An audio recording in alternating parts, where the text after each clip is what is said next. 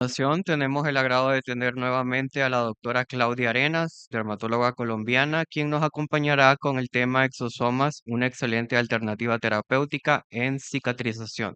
Bienvenida, doctora.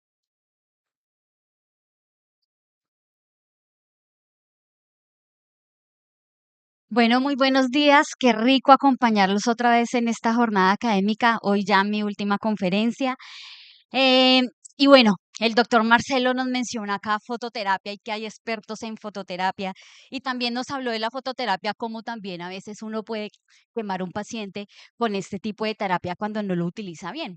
Entonces, no tengo ningún conflicto de interés para esta presentación. Y hablando de fototerapia, les voy a contar una cosa. Esta fue una paciente de 52 años que le consultó a una colega y ella le decía, cada vez que yo me expongo a la radiación ultravioleta, me sale una placa roja que se me ampolla y siempre es en el mismo sitio. Cuando ella iba obviamente a las consultas, pues nosotras no le veíamos nada y su médica tratante, la dermatóloga, nunca le veía nada. Entonces ella me pregunta que qué le podía hacer y yo no, pues induzcámosla, métala a una cámara de fototerapia y miremos a ver si con una dosis de eritema mínimo de pronto reproduce las lesiones. Pues es como uno también comprueba en dermatología que una enfermedad puede ser fotoagravada. Entonces la colocó y la metió en la cámara de fototerapia y resulta que esto fue el 18 de mayo del 2024. Ella hizo esta placa eritemato-edematosa con el centro que estaba más pigmentado. En dermatología, un eritema fijo pigmentado. Resulta que después, como a los 8 días, esas lesiones se le fueron empeorando y la paciente se ampolló.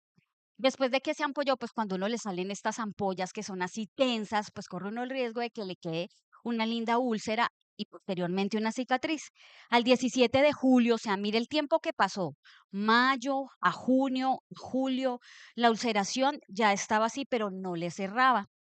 Entonces, cuando ella me pregunta, resulta que la estaban viendo en conjunto con cirugía plástica y pues cirugía plástica dice, vamos a hacerle un injerto de piel y la paciente le iban a hacer un injerto en esa úlcera que ella tenía. Entonces, cuando ella me pregunta, yo le digo, no me inserte, hagámosle exosomas y miramos cómo nos va. Entonces, después al final de esta presentación les voy a mostrar el caso clínico. Los exosomas, la verdad, son una excelente alternativa terapéutica en el proceso de cicatrización. Pero vamos a hablar de qué son los exosomas. Los exosomas son vesículas extracelulares que son muy pequeñas, miden alrededor de 30 a 150 nanómetros. Mire que las exosomas no son tan viejos, son 2 años más jóvenes que yo. 1980 fue definido por primera vez y fue que se acuñó el término de exosomas. Y lo que hacen estas vesículas es facilitar la comunicación entre una célula y la otra. Y la comunicación que transmiten, pues depende de la célula de origen de donde se estén obteniendo estos exosomas. ¿Cuál es el contenido de los exosomas? Los exosomas tienen diferentes contenidos, tienen estas proteínas que se llaman tetraspaninas, que son la CD9, la CD63 y la CD81. También tienen material genético, los microRNAs, DNAs, enzimas, proteínas, lípidos, etcétera, etcétera, etcétera. Entonces, ese es el mayor contenido de esos exosomas. ¿De dónde se extraen los exosomas? La verdad existen varias fuentes de los exosomas. La primera, ustedes lo pueden extraer de cultivos celulares de tejidos y fluidos biológicos, dentro de los que está el plasma, el suero, la orina. También se puede extraer de células madre mesenquimales, entonces llámese de la médula ósea, de cordón umbilical y de tejido adiposo. Otra de las fuentes son las células que nosotros podemos encontrar en nuestra piel. Entonces, a nivel epidérmico se pueden obtener de los queratinocitos, ¿cierto? También de las células inmunes y nosotros también podemos obtener exosomas de los fibroblastos.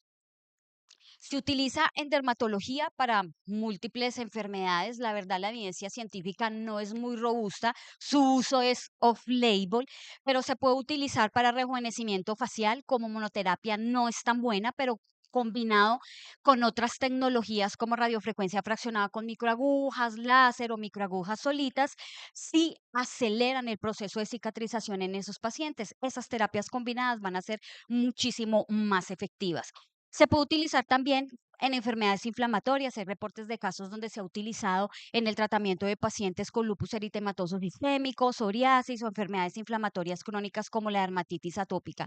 También es útil en el proceso de cicatrización de los pacientes. ¿Cuál es el efecto biológico en la cicatrización? Recordemos que el proceso de cicatrización tiene varias fases, una fase inflamatoria, una fase proliferativa y una fase de remodelación. Y los exosomas en cada una de esas fases tienen un efecto biológico.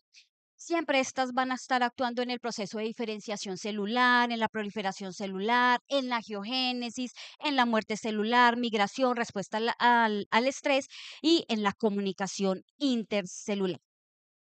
No todas las células van a favorecer esos procesos regenerativos, pero estos exosomas que ya les dije dónde podían ser derivados de células madre, ¿sí? O derivados de plasma rico en plaquetas, de los fibroblastos o de los macrófagos tipo 2 que juegan un rol fundamental en ese proceso de cicatrización y como células antiinflamatorias, también ahí están los exosomas induciéndolas. Esto es para que recordemos estas fases de la cicatrización. Recordemos que esa primera fase es esa fase de sangrado, de hemostasia, donde se forma ese coágulo que evita ese proceso de sangrado. Después viene una fase inflamatoria, proliferativa y la fase de remodelación. Y en cada una de estas fases, los exosomas juegan un papel fundamental. Es así como tienen un efecto sobre esos lípidos procoagulantes, expresando fosfatidilcerina en su superficie y van a hacer que se produzca una estabilidad en ese coágulo para que haya esa fase de hemostasia, que es la primera fase.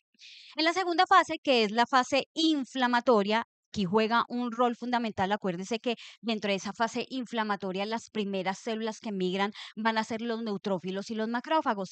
Y aquí van a migrar principalmente los macrófagos tipo 1. Debemos diferenciar entre el macrófago tipo 1 y el macrófago tipo 2. El macrófago tipo 1 lo que va a hacer es inducir ese proceso proinflamatorio donde se estimulen interleuquinas y se liberen ciertas sustancias que tienen efectos bactericidas, contrario a los macrófagos tipo 2 que tienen un efecto antiinflamatorio, ¿sí? Y aparte de todo eso, también tienen una función importante en el proceso de reparación de heridas. Siempre tienen que estar estas dos en un equilibrio constante para que no vayamos a ver, por ejemplo, cicatrices hipertróficas, ¿sí? O veamos efectos antagónicos entre uno y el otro. Entonces, dentro de esa primera fase predominan esos macrófagos M1, donde hay inflamación, remoción del tejido necrótico y prevención de esa invasión bacteriana. Y posteriormente se estimula la producción de esos macrófagos tipo 2 que tienen que ver con esa fase de resolución y reparación de las heridas y donde se van a disminuir todas esas interleuquinas proinflamatorias como son la interleuquina 1 beta, el factor de necrosis tumoral alfa, el interferón gamma y empiezan a predominar interleuquinas inmunosupresoras como son la interleuquina 10, se empieza a estimular factores de crecimiento derivado endotelio vascular, porque acuérdense que en este proceso de cicatrización la angiogénesis también es fundamental y se aumenta ese factor de crecimiento transformante beta. En la fase inflamatoria, también los exosomas pueden hacer que se disminuyan los niveles séricos de inmunoglobulina E, que haya activación de los eosinófilos y que haya expresión de otros factores inflamatorios como esas interleuquinas que ustedes ven ahí. Acortan el proceso de coagulación y promueven la curación de heridas y previene la formación de cicatrices. En la siguiente fase, que es la fase proliferativa, aquí el gran protagonista es el fibroblasto. Y acá lo que buscamos es que haya ese estímulo de producción de colágeno, ¿cierto? Que haya un equilibrio entre esas metaloproteinasas para que haya ese tejido y se haya esa reorganización y se estimule ese proceso de cicatrización. Se van a estimular todas estas vías a nivel intracelular que lo que van a hacer es promover esas células endoteliales y también la migración de células que son antiinflamatorias para que se produzca ese proceso de reparación cutánea. En esta fase, los exosomas aceleran y van a optimizar tres procesos principalmente. ¿Cuáles van a ser? La fibroplastia, la angiogénesis y ese proceso de reepitelización donde los queratinocitos juegan un papel que es también fundamental.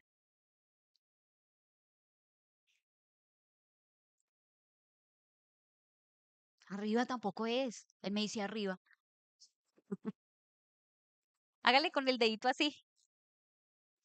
Bueno, en esta fase también los exosomas son internalizados por esos fibroblastos, como ya les había dicho, y van a promover la proliferación y migración celular. Se estimula la producción de colágeno, colágeno tipo 3 y tipo 1 principalmente, y los exosomas también liberan sustancias que son sustancias activas en esas células receptoras, como todas esas proteínas que ustedes ven ahí, que lo que inducen son esos depósitos de colágeno. Y aquí acuérdense que en esa fase proliferativa hay también angiogénesis y el fibroblasto es el gran protagonista.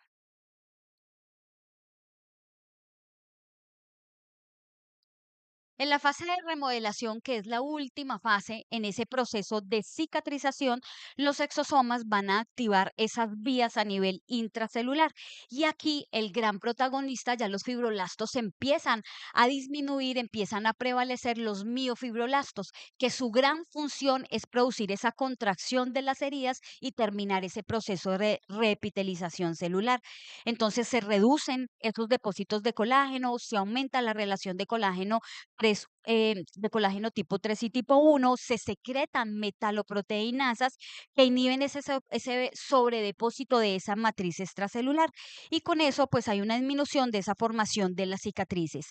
Esta fase es una fase muy importante porque es una fase donde tiene que haber ese equilibrio para que haya un proceso de cicatrización y las cicatrices queden neutróficas, pero cuando se pierde ese desequilibrio, ese equilibrio es cuando nosotros vemos clínicamente o cicatrices atróficas o cicatrices hipertróficas o cicatrices queloides, cuando se pierde ese equilibrio en esas vías de señalización a nivel intracelular.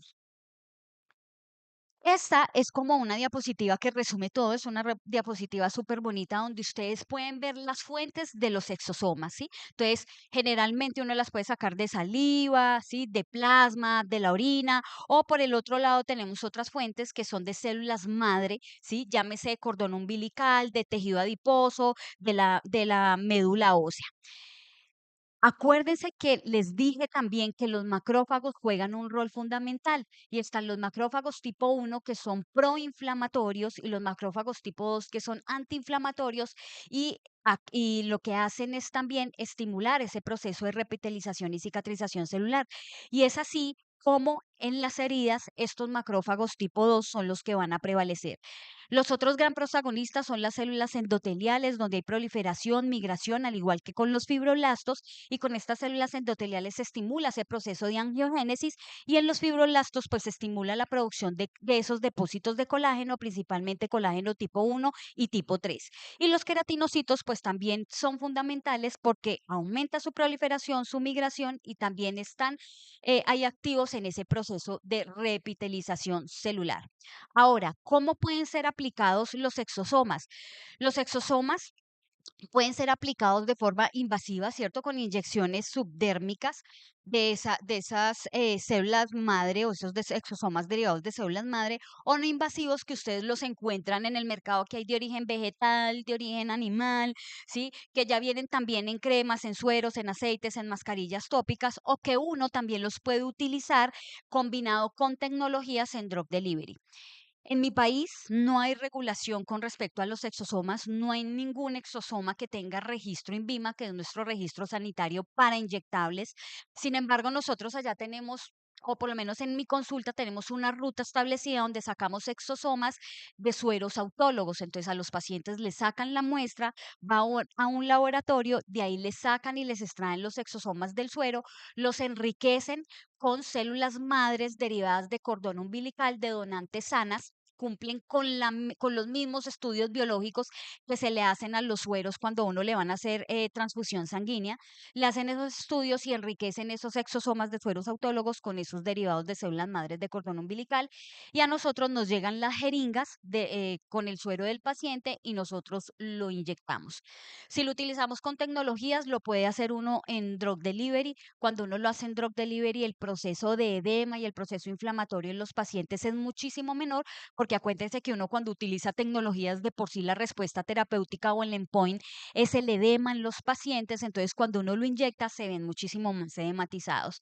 Entonces cualquiera de esas vías ustedes pueden utilizar para colocar los exosomas, ya dependen del origen y las regulaciones que ustedes tengan en cada país.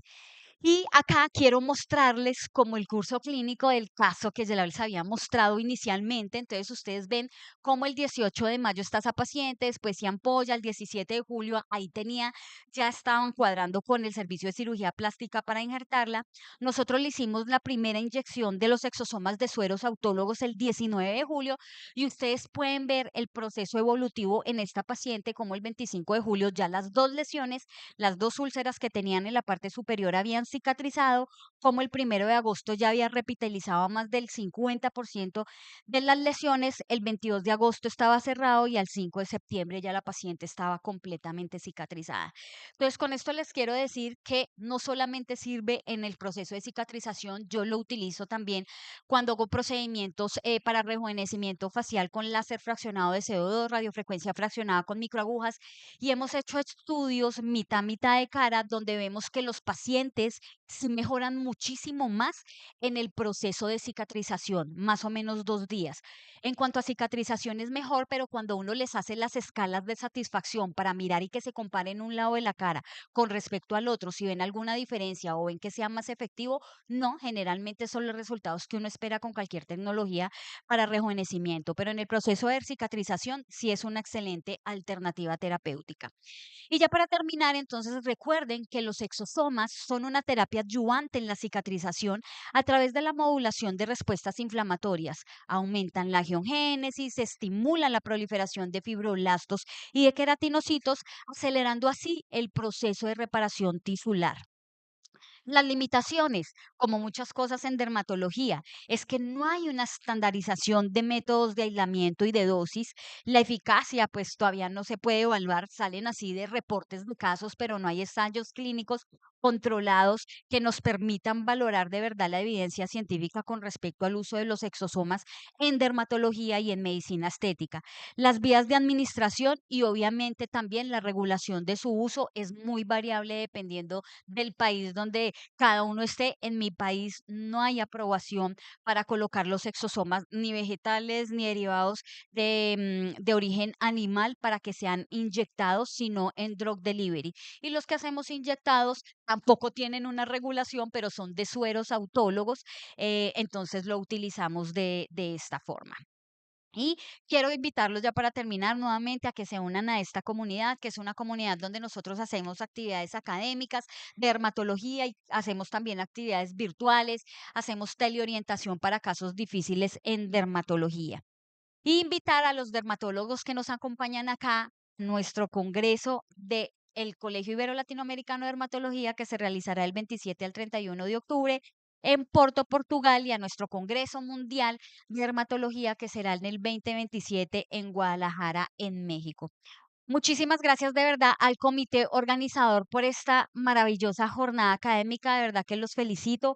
Muchísimas gracias por honrarme y haberme hecho parte de este programa académico. A todos ustedes por haber aguantado y haber estado ahí escuchando. La mejor forma de aprender es enseñando. Ustedes que están ahí sentaditos viendo y escuchando, se les queda entre el 25 al 50% de lo que yo les dije. Si están concentrados y no están cabeceando. Y yo que hago las conferencias y que se las doy, se me fija el 75 al 90%. Entonces, la invitación que les hago es a que se motiven por enseñar, es la mejor forma de aprender. Muchísimas gracias por haberme escuchado y gracias por la invitación.